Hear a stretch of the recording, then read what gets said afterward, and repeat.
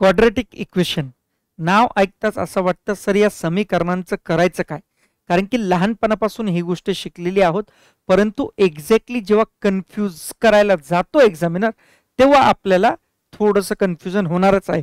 पण हे कन्फ्युजन एकदम शॉर्टकट पद्धतीने आपण शॉर्ट ट्रिकने एकदम दूर करू शकतो.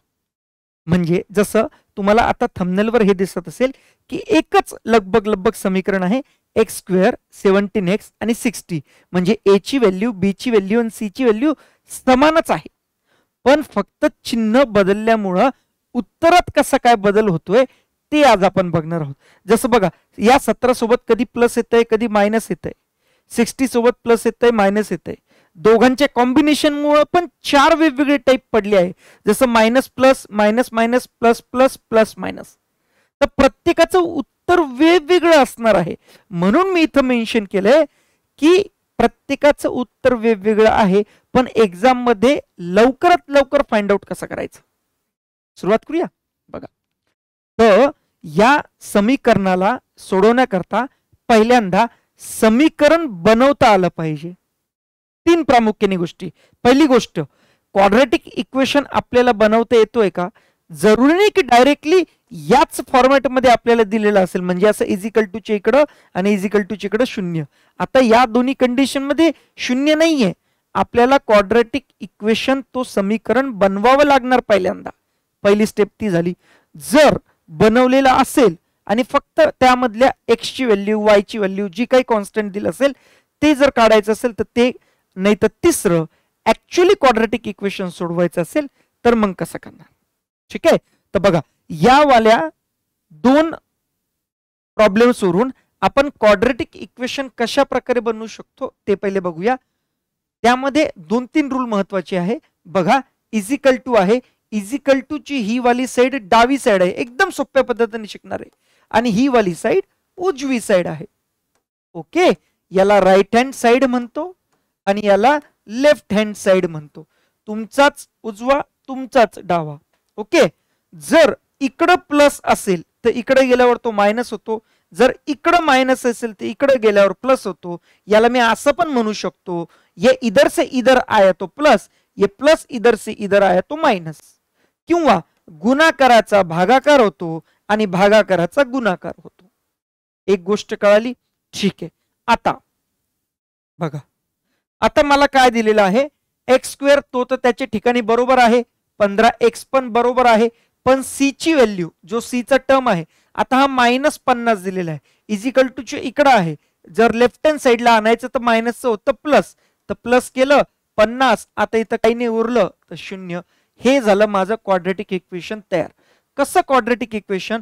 बघा, ही वाली जी व्हॅल्यू असते ती ए ची असते, ही वाली व्हॅल्यू जी असते ती बी ची असते, आणि ही वाली व्हॅल्यू सी ची. असं एबीसीच्या व्हॅल्यू मध्ये आपल्याला क्वाड्रॅटिक इक्वेशन म्हणजे समीकरण तयार करावं लागतं. या केसमध्ये बघूया, वाय स्क्वेअर तसाच्या तसा, हा 11y इकडं प्लस मध्ये आहे, इकडं आल्यावर मायनस मध्ये, मायनस वाय हा इकडं मायनस मध्ये आहे, इकडं आल्यावर प्लस मध्ये. झालं माझं क्वाड्रॅटिक इक्वेशन तयार. तर बनवता येते आपल्याला. मजा आली. नेक्स्ट, आता यामध्ये पण एकदा बनवून बघा बरं, येतं का, जमतं का. इथं व्हिडिओ पॉज करा, स्वतः बनवण्याचा प्रयत्न करा, आणि मग उत्तर क्रॉस चेक करून बघा की तुमचं उत्तर आणि माझं उत्तर काय आहे. आता हा 6x स्क्वेअर उजव्या साईडला आहे, डाव्या साईडला आणायचं तर प्लस मध्ये 6x स्क्वेअर, हा इकडं ऑलरेडी आहे प्लस मध्ये तर 19x, आणि हा इकडं प्लस मध्ये आहे, इकडं आल्यावर मायनस. आता ते इकडं तिकडं इकडं तिकडं उजवीकडे डावीकडे असं समजून घ्या. ठीक आहे. आता इकडे बघा, 6p स्क्वेअर तर तसंच्या तसं आहे, इजिकल टू इकडं काय गरज नाही, हे पण तसंच्या तसं आहे, याला इकडं आणा म्हणजे +5 ला इकडं -5, और 0 का 0. बन गया मेरा क्वाड्रॅटिक इक्वेशन. इथपर्यंत कोणाला जिंदगीत काही प्रॉब्लेम. अरे बिलकुल नाही, मी आहे ना. आता सपोज दुसरं मी सांगितलं होतं, एक तर क्वाड्रॅटिक इक्वेशन तयार करणं आपल्याला जमलं, दुसरी गोष्ट यामधून एक्स किंवा एच जे काही कॉन्स्टंट दिलं असेल त्याची व्हॅल्यू काढणं. काढो.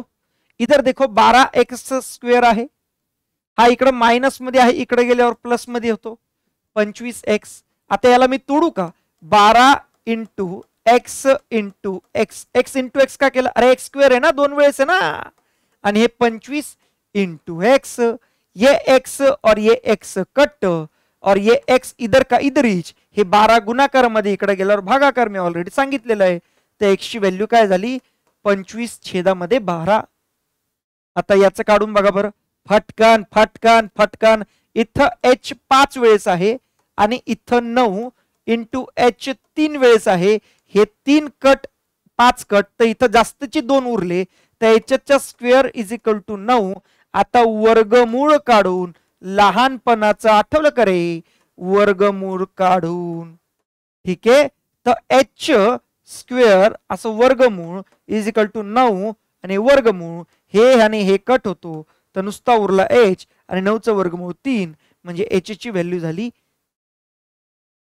सांगायची गोष्ट जमते, पटकन लाईक ठोका. आवडत असेल तर लाईक ठोका, नाही जरी आवडत असेल तरी लाईक ठोका. ठीक आहे, नाही तर तुम्हाला येऊन तिथं ठोकणार मी. आता या आपल्या तिसऱ्या मुद्द्यावर, जो आजच्या ह्या व्हिडिओमध्ये तुम्हाला जाणणं गरजेचं आहे की सर इक्वेशन तर लगभग सेम आहे, परंतु त्या प्लस मायनसच्या चक्करमध्ये जिंदगी बर्बाद झाली आमची. आता जिंदगी बर्बाद नाही होणार. बघा इथं असं तुम्ही समजा, ही सी ची व्हॅल्यू, ही बी ची व्हॅल्यू, हे ए ची व्हॅल्यू, हे तर मी शिकवलं. पण ऍक्च्युली असतं काय की अशा कोणत्या 2 संख्या आहे ज्यांचा गुणाकार 60 येतो, ज्यांचा गुणाकार 60 येतो आणि त्यांची बेरीज, इथं बेरीज आहे ना, तर त्यांची बेरीज 17 येते. परत एकदा, ज्यांचा गुणाकार 60 येतो पण त्यांचा डिफरन्स, कारण की तर मायनस आहे ना, बघा मायनस दिसते ना, त्यांचा फरक 17 येतो. त्यांचा गुणाकार 60 येतो पण त्यांचा फरक 17 येतो. त्यांचा गुणाकार 60 येतो परंतु त्यांची बेरीज 17 येते. ठीक आहे, हे बेरीज वजाबाकी जमलं. आता जिंदगीत एक लक्षात घ्या, इथं जो बी सोबत आकडा आहे, आता हा ए आहे, हा बी आहे, हा सी आहे. बी सोबत चिन्ह कोणतं मायनस, बी सोबत चिन्ह कोणतं मायनस, बी सोबत चिन्ह कोणतं प्लस, बी सोबत चिन्ह कोणतं प्लस. तर एक पेज ऍड करतो मी आणि इथं लक्षात घ्या की जेव्हा वाटलं तर लिहून घ्या इम्पॉर्टंट पॉइंट, जेव्हा इम्पॉर्टंट, जेव्हा बी हा प्लस मध्ये असतो, प्लस बी असतो, तेव्हा बी मध्ये पण चेंज होणार आणि सी च्या चिन्हामध्ये पण चेंज होणार. आणि जेव्हा बी हा मायनस मध्ये असतो तेव्हा फक्त बी चेंज होणार. म्हणजे एक गोष्ट नक्की की नाही की बी ऑलवेज चेंज होतोय, फक्त सी केव्हा चेंज होणार आहे, जेव्हा बी प्लस मध्ये येणार तेव्हा. Matter close. ठीक आहे, आता याला कसं पाठ काय, आता मी सांगू तुम्हाला कसं पाठ केलंय, मी कसं पाठ केलं सांगू का. बघा हा प्लस म्हणजे पॉझिटिव्ह आणि हे मायनस म्हणजे निगेटिव्ह. ठीक आहे, एक पॉझिटिव्ह इंसान प्रत्येक ठिकाणी आपली छाप पाडतो. जसं रतन टाटा किंवा अब्दुल कलाम किंवा अमिताभ बच्चन, ते कुठेही गेले, कोणत्याही मीटिंग मध्ये, कोणत्या फंक्शन मध्ये गेले, तर सगळीकडे त्यांचा ऑरा पसरतो है ना. तर ते दुसऱ्यांना पण चेंज करतात. पण एक निगेटिव्ह माणूस असतो ना, तो ना स्वतः निगेटिव्ह आहे आणि दुसऱ्याकडूनही चेंज होत नाही. म्हणजे हा प्लस आहे ना, हा स्वतः तर बी चेंज करणार पण त्या सी ला पण इतरांना चेंज करणार. पॉझिटिव्ह गोष्टी पॉझिटिव्ह होऊन जायचं. जबकि प्रॅक्टिकल मध्ये प्रॅक्टिकल मध्ये या निगेटिव्ह माणसाचा आपल्यावर जास्त प्रभाव पडतो. पण इथं थिअरॉटिकल वे मध्ये जायचंय. तुम्हाला दुसरं एक्झाम्पल सुचतंय तर तुम्ही तुमच्या हिशोबाने करून घ्या. ठीक आहे, आता बघा, तर अशी कोणती व्हॅल्यू आहे बघा, 60 कसाच होतं बघा, 2 इंटू 30 केल्यावर 60 होतो, 3 इंटू 20 केल्यावर 60 होतो, हा 4 च्या पाड्यात येतो, 4 इंटू 15 केल्यावर 60 होतो, अजून 5 इंटू 6 नाही 5 इंटू 12 केल्यावर 60 होतो, एवढंच होतं ना. हा, आणि 6 इंटू 10 केल्यावर 60 होतो, हा अजून बस एवढंच आहे. तर कोणत्या 2 संख्या, ह्या 2 संख्या आल्या पण त्यांची मला बेरीज 17 पाहिजे ना बे. तर 30 आणि 2 32 झाले, चालणार नाही. 20 आणि 30 23 झाले, चालणार नाही. 15 आणि 4 19 झाले, चालणार नाही. 12 आणि 5 12 आणि 5 17, 12 आणि 5 17. तर लहानापासून सुरुवात करायची, लहान इकडे लिहायची, मोठी इकडे लिहायची. आता इकडे बघा 60 आहे, मला वजाबाकी फरक पाहिजे 17. तर फरक कुठे दिसतो, इथं 20 मधून 3 गेले 17. तर लहान इकडं मोठी इकडं. इकडं मला फरक पाहिजे, लहान इकडं मोठी इकडं. इकडं मला बेरीज पाहिजे, तर 5 इकडं 12 इकडं. पण आता चिन्हाचं मी काय सांगितलं, जो बी येतो तर नेहमी चेंज होणार. तर हे मायनस आहे, मायनसचं प्लस करायचं. ठीक आहे. त्याच्यानंतर हा मायनस आहे, मायनसचं प्लस करायचं. हे प्लस आहे बी, मायनस करायचं. प्लस आहे, मायनस करायचं. आणि मायनस असेल तर तो सी ला चेंज नाही करणार, सी तसाच्या तसा प्लस. मायनस असेल तर तो सी ला चेंज नाही करणार, सी मायनसचा मायनस तसाच्या तसा. आता प्लस आहे तर सी ला पण चेंज करणार रे भाऊ, पॉझिटिव्ह इन्सान आहे ना, थेरोटिकली सगळ्यांवर प्रभाव टाकणार. तो प्लस का कर दिया माइनस और ये माइनस का कर दिया प्लस, क्योंकि इधर प्लस है. तर याचं म्हणणं असं असतं की या इक्वेशनचे 2 व्हॅल्यू निघतात, एक्सच्या 2 व्हॅल्यू निघतात फायनली. तर ती एक तर +5 किंवा +12 होऊ शकते, +3 किंवा -20 होऊ शकते, -3 आणि +20 होऊ शकते, आणि -12 आणि -5 होऊ शकते. जिंदगी में मजा आ गया. आता पुढचं, आता असे पण इक्वेशन आहे ज्याच्यामध्ये या ए सोबत म्हणजे एक्स सोबत काहीतरी व्हॅल्यू दिली असते. आहे तेच करायचं भे, पण करायचं कसं. आता मागच्या केसमध्ये डायरेक्टली आपण 60 पकडत होतो ना, कोणत्या 2 संख्यांचा गुणाकार. इथं पण गुणाकाराचे, पण तो कसा करायचा, या दोन्ही पहिले याला गुणून टाकायचं, तर 15 दुने 30. तर अशा 2 संख्यांचा गुणाकार सांगा ज्यांचं गुणाकार 30 येतो आणि बेरीज दिलंय, आणि ज्यांची बेरीज 13 येते, 13 बेरीज येते 13 आणि गुणाकार येतो 30. सोचो सोचो, 10 त्रिक 30, 10 त्रिक 30, 10 × 3, 10 + 3. छोटी संख्या पहिल्यांदा, नंतर मोठी. प्लस आहे तर हा मायनस, आणि हा प्लस असणार तर याला पण चेंज करणार, म्हणजे हा मायनस. तर या 2 संख्या झाल्या. ओके, नेक्स्ट वा. आता हे 2 प्रॉब्लेम आहे पटापट. हे वाला तर कोणी पण करू शकतं. मला गुणाकार पाहिजे a × b 16 आणि त्यांची बेरीज पाहिजे a + b 10. तर 8 दुने 16, पण 8 आणि 2 10 होतात का? अरे होतात ना सर. तर पहिले लहान संख्या, मग मोठी संख्या, प्लसचा हा मायनस, आणि हा प्लस मुळे याला पण चेंज करणार तर मायनस. ह्या झाल्या 2 संख्या.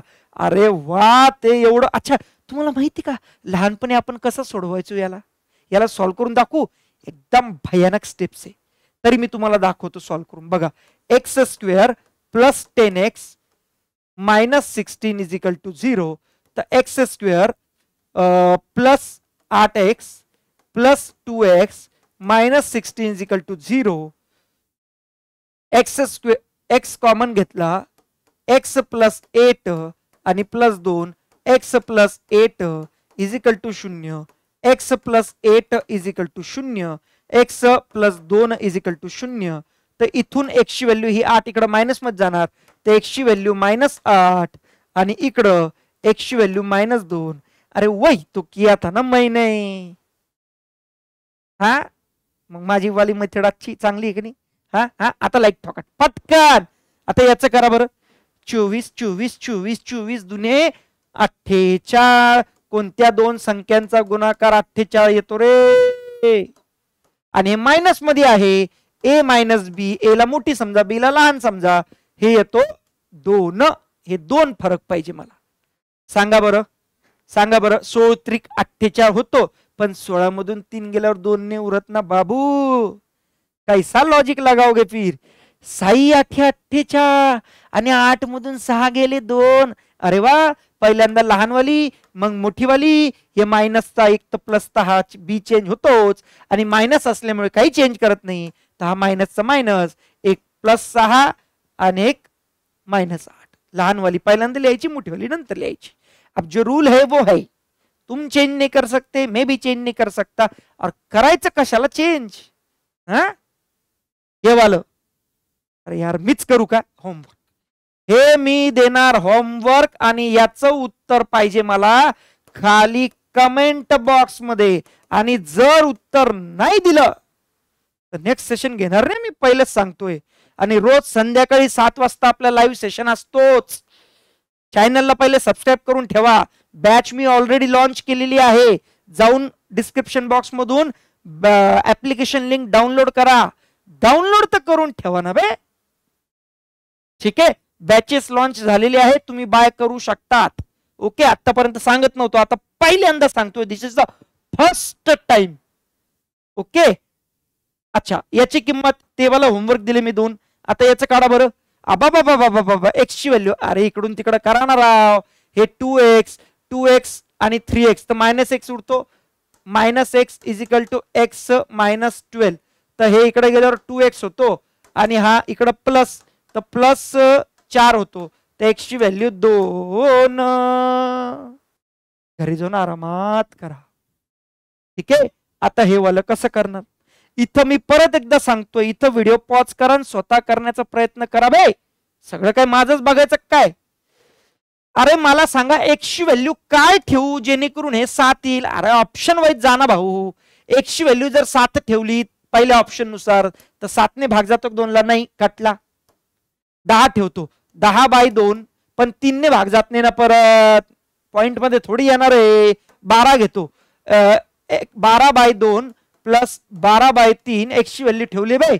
आणि 12/4 हे बघा बरं. बेसक 12, 3 चौक 12 आणि 4 त्रिक 12, 6 4 10 -3 7. हे आणि हे सॉल्व झालं म्हणजे माझा आन्सर ऑप्शन 3 बरोबर होता. कधी कधी असा ऑप्शन वाईज जावं लागतं. नेहमी वरतून खाली नाही उतरायचं, खालून वर चढायचं. ठीक आहे, आता हा वाला, अरे देवा, हे बघा याचा आणि समीकरणाचा काही संबंध नाहीये, पण हा मला आवडला म्हणून घेतला. ठीक आहे, आता इथं क्यूब मध्ये दिलेलं आहे, वर घनमुळामध्ये, आणि इकडे 5 दिलंय आणि घनमुळाच्याच x ची व्हॅल्यू काढायची. अरे इधर देखो ना भैया. आता मी करू का याचं घनमूळ घेऊन, इकडं पण घनमूळ घेऊ, घन घेऊन, घन घेतल्यावर हा आणि हा कट होऊन जातो. तर इथं 117 प्लस हे असं उरतं आणि इकडे 125 उरतो रे बाबू. हा इकडे मायनस मध्ये देणार रे. अय बाबू, तर कितना उरा रे. 5 6 7 8 रे. तर आता मी घनमूळ घेऊन, कारण की मला घनमूळ विचारला ना रे, तर घनमूळ घेऊन तर हे कट होऊन जातात. तर x चा घनमूळ घेऊन याचा घनमूळ किती येतो 2. सो आन्सर ऑप्शन काय झालं 2. 8 चा घनमूळ 2. क्यूब रूट म्हणतो त्याला आपण प्रेमाने, क्यूब रूट. ठीक आहे, आता हे सरावासाठी प्रश्न. तर सरावासाठी मी पहिले 2 प्रश्न दिले आणि हे वाले होमवर्क. आता जर कोणी होमवर्क केला नाही तर घरी येऊन त्याच्या पाठीत बुक्का घालणार. ठीक आहे, सो हे खूप जरुरी आहे. ऍप्लिकेशन डाउनलोड करा. बॅचेस लाईव्ह चालू झालेले आहेत, बघा, आवडतील तुम्हाला. आणि पैकीचे पैकी मार्क मॅथ्स अँड रिझनिंग हा एकमेव सब्जेक्ट तुम्हाला देऊ शकतो. ठीक आहे, भेटूया पुढच्या सेशन मध्ये. तोपर्यंत जय हिंद, जय महाराष्ट्र.